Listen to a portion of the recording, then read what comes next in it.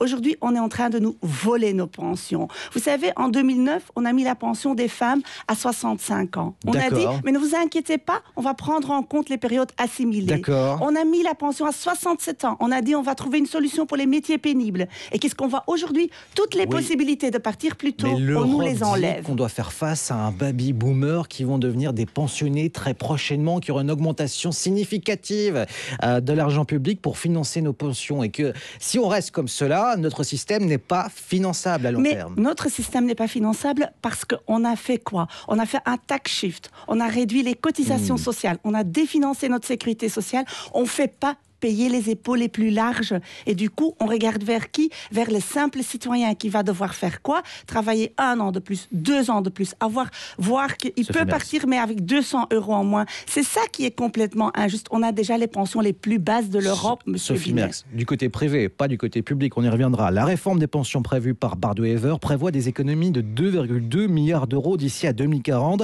Est envisagée l'introduction d'un malus. En clair, si vous souhaitez partir à la retraite avant l'âge légal sans être sanctionné financièrement, vous allez devoir répondre à 3 grands critères de durée de carrière.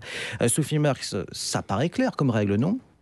Ça paraît clair, mais c'est complètement injuste. Prenons l'exemple d'une infirmière qui arrive à 42 années de carrière à 63 ans. Normalement, elle peut partir à ce moment-là. Mais ici, j'ai pris l'exemple de Maria, par exemple, une infirmière qui a eu quoi ? dans l'étude du PTB. Voilà, qui a eu quoi ? Pendant 6 ans, elle a travaillé 2/5 pour s'occuper de ses enfants. Et pendant 3 ans, elle a été en incapacité de travail. Pourquoi ? Parce qu'elle a eu un cancer du sein. Et je rappelle quand même que beaucoup de femmes sont victimes de ça. Elle, dans son cas précis, si elle veut partir à 63 ans, à ce moment-là, elle perdra 240 € de sa pension mensuelle. Ce n'est pas normal. À 67 ans, tous les métiers en plus sont pénibles. On nous dit que les pensions seront impayables. Mais aujourd'hui, la Belgique dépense 11,2% de son PIB pour les pensions. Le comité d'études sur le vieillissement a calculé que d'ici 2050, ce serait 13,5%.